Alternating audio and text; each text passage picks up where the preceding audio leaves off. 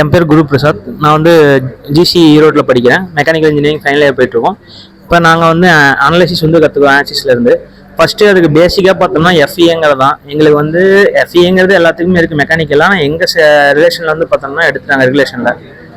அது பற்றி தெரிஞ்சுக்கணும் நானும் நம்மளால நினச்சிட்டு இருந்தேன். இப்போ இவர் வந்து சொல்லிக் கொடுத்த நேற்று பேசிக்ஸ்லாம் பார்த்தோம், தியரட்டிக்கலாக வந்து என்னென்னலாம் பார்த்தோம். அதுக்கப்புறம் ஆன்சிஸ்லேயே வந்து எப்படி அதெல்லாம் யூஸ் பண்ணுறாங்க அதெல்லாம் தெரிஞ்சுக்கிட்டோம். அதுக்கப்புறம் கேஸ் ஸ்டடிஸில் ஒரு 2-3 கேஸ் ஸ்டடிஸ் பார்த்தோம். அது ரொம்ப இன்ட்ரெஸ்ட்டாக இருந்தது. அதுக்கப்புறம் டேட்டா புக்லேயே வந்து நிறைய விஷயம் இருக்குது. அதை வந்து எப்படி எடுக்கலாங்கிறதெல்லாம் வந்து ஒரு சில பேசிக்காக தெரிஞ்சுக்கிட்டோம். இன்னும் போப்போம் இன்னும் நிறைய தெரிஞ்சுப்போம். அப்புறம் இன்றைக்கி நாங்கள் 2 கேஸ் ஸ்டடி வந்து போட்டு பார்த்துட்டோம். இதுக்கப்புறமேட்டு அடுத்தடுத்து போடுறதுக்கு எனக்கு கொஞ்சம் இன்ட்ரெஸ்டிங்காக இருக்குது. எங்களுக்கு வந்து அனாலிசிஸில் வந்து தேர்ட் டே வந்து போயிட்டுருக்கு.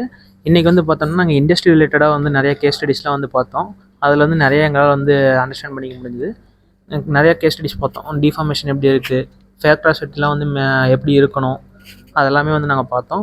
அதெல்லாமே கொஞ்சம் யூஸ்ஃபுல்லாக இருந்தது. அது சமயம் இன்றைக்கி வந்து மாடல் அனாலிசிஸ் வந்து ஒன்று நடத்துனாங்க. அதுவும் வந்து எங்களுக்கு இப்போ போட்டு பார்க்க போகிறோம்.